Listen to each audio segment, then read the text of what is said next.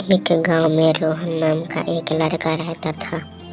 रोहन के पिता की मृत्यु 2 साल पहले एक कार एक्सीडेंट में हो गई थी।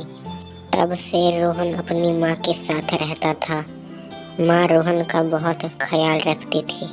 एक दिन रोहन को घर लौटने में थोड़ी देर हो गई। वो बहुत डर रहा था क्योंकि रात बहुत ज़्यादा हो चुकी थी और फिर उसके सामने अचानक चुड़ैल आ गई।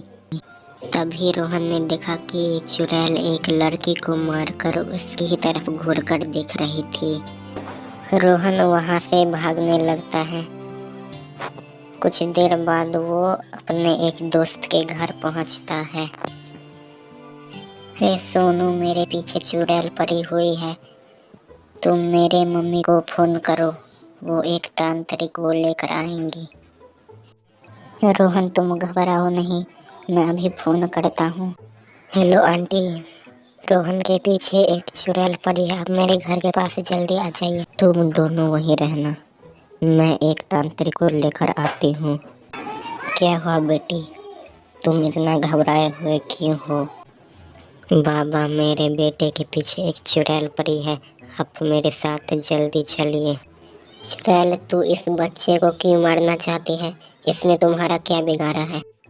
इस जंगल से रात को कोई भी गुजरता है तो मैं उसे मार डालती हूँ।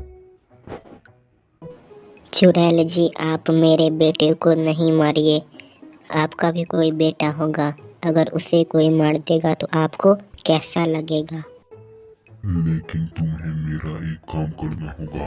तुम्हें मेरे पति को पुलिस के हवाले करना होगा, क्योंकि मेरा पति बहुत सारा पिया करता था और मुझे और मेरे बेटे को रात को घर आने के बाद बहुत मारा करता था।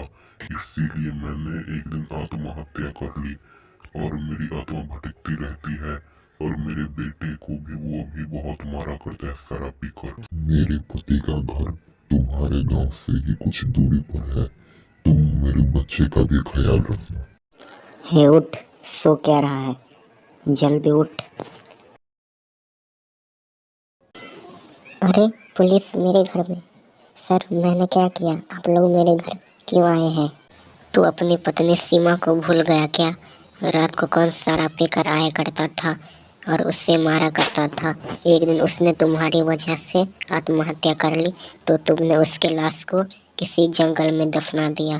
सर, मैंने सीमा को नहीं मारा, मुझे छोड़ दीजिए। सच सच बोलो, नहीं तो मैं तुम्हें बहुत मारूंगा। सर, मुझे माफ़ कर दीजिए, अब रहना पूरी जिंदगी भर जेल में। सीमा की आत्मा को मुक्ति मिल जाती है और सुमन सीमा के बेटे का बहुत ख्याल रखती है।